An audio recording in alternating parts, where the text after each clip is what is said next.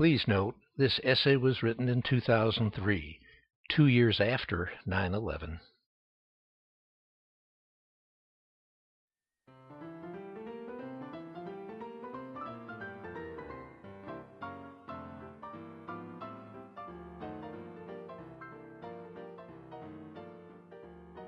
The double feature. I was born in Chicago in 1932. The Great Depression was at its height, but I was too young to notice it. By the time I was old enough to start remembering my experiences, most of the hard times had passed. When I was 5 years old, my grandfather took me to see something I simply couldn't understand. A gigantic field of deep, water-filled holes in the ground, studded with irregular concrete slabs and partial concrete walls, all joined by long wooden boards that men walked on to avoid stepping in the mud. Big machines, cranes, and concrete trucks seemed to be everywhere, and the noise and activity were bewildering. It was a brand new movie house under construction. It would become a modern jewel of glass and light and concrete, known as the Rhodes Theater. There were over 600 movie theaters in the city. The Rhodes was the closest to my house, only a block away, but 2 others were within a 30-minute walk. In the sweltering days of summer, the theaters were air-conditioned. Homes were not. It was commonplace to go to the movies once a week, some weeks twice, if only to escape the heat. Standard fare at movie theaters then was the double feature, 2 full-length movies, plus a newsreel, plus a cartoon, plus uncounted coming attractions, all repeated in unending sequence from the time the theater opened before noon until it closed at midnight. It cost kids a quarter, and you could stay all day. Back then, folks weren't fussy about starting times.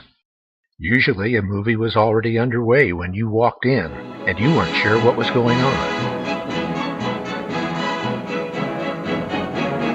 You'd pick up the pieces 3.5 hours later when it was repeated.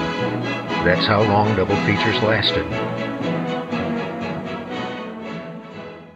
Occasionally, a movie might repeat an earlier scene later in the film. You might have come in while the scene was being shown the second time. A couple hours later, you would see the original scene for the first time. You'd think this is where you came in. But if you leave now, the story doesn't make sense. Probably you would stay on, thoroughly confused. After the final feature of an evening, most theater screens bid a warm and friendly goodnight to their audiences. It was a nice touch, and it left a fond memory. Japan struck Pearl Harbor when I was 9. A date which will live in infamy. America's mobilization for the war effort absolutely consumed the attention of everybody, me included. War bonds and stamps for as little as 10 cents, meat ration books, gas ration cards, air raid drills, paper drives, rubber drives, grease drives, tinfoil drives, metal drives, victory gardens, aircraft recognition manuals, first aid kits, practice blackouts, news on the radio. Mr. and Mrs. North and South American, all the ships at sea, let's go to press. Fireside chats. My fellow Americans, last night when I spoke with you, and in the movies, the March of Time.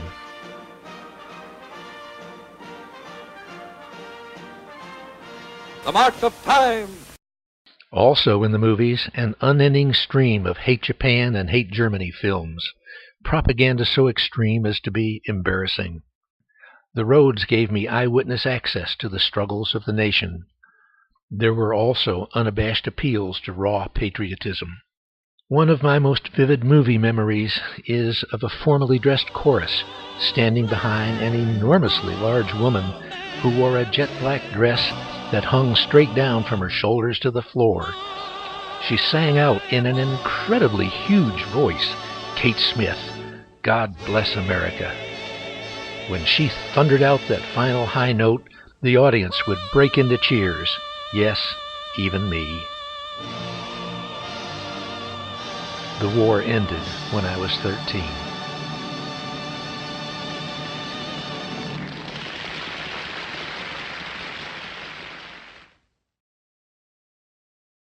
It's hard for me to realize how much time has gone by.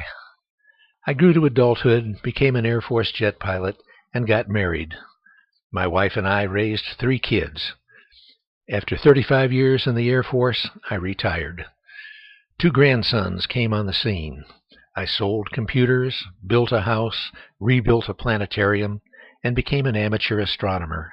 Truth be told, I am reliving my youth vicariously through my grandsons. I love every minute of it.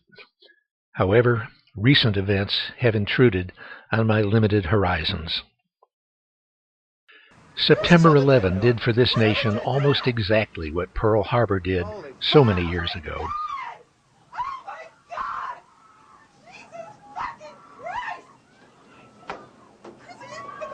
Don't touch it.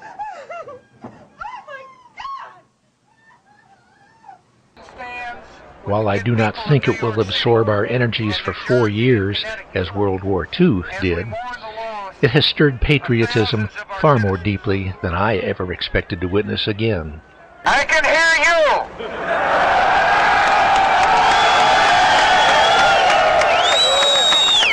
I can hear you, the rest of the world hears you, and the people who knocked these buildings down will hear all of us soon. The flags fly, speeches abound, bombs, missiles, and technology are scrutinized, the military is trumpeted, and the enemy is reviled on 200 million TVs nightly. Last night, thanks to the wonder of archival restoration, I sat in front of my own television set and watched Kate Smith in a black dress that hung straight down from her shoulders to the floor, with a formally dressed chorus arrayed behind her, belt out "God Bless America" with the same righteous fervor that swept us to victory before.